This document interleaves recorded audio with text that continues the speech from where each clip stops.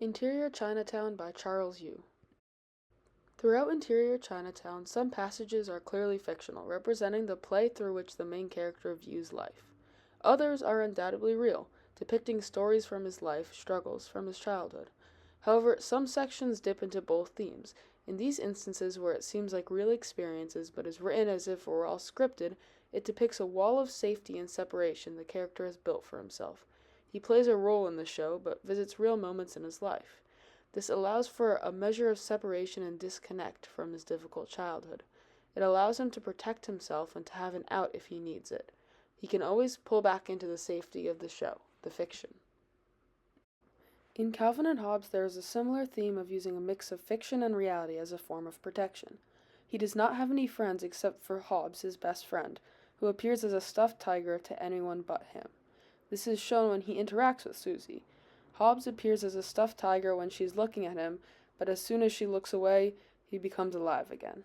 Despite Susie and Calvin's often antagonistic relationship, Calvin would do anything to get Hobbes back and is extremely relieved when he finds him, breaking from his usual banter with Susie. Calvin clashes against his parents, babysitters, teachers, and peers. However, his relationship with Hobbes never falters and remains a safe space for him. Both Interior Chinatown and the Iliad have writing styles that differ from the standard prose of today. Interior Chinatown's screenplay style is a more difficult and less common style of reading. It has a more jarring effect, drawing attention to its uniqueness. The use of second person brings the reader into the show that is his life. His life revolves around acting. This is how he tells stories to the world, so it's how he tells his story to us. The Iliad uses verse instead of prose. Even though that differs from what we would expect today, it was far more common in its time. This literary style would have created a sense of comfort in the reader, drawing them into something greater than themselves. This is demonstrated in the quote above.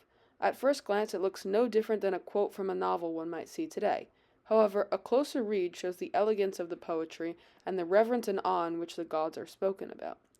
The Iliad and Interior Chinatown use different writing styles to connect with the reader, one using second person to include us in the story, and screenplay to share in that experience, while the other romanticizes life, telling the story in the common verse of that time.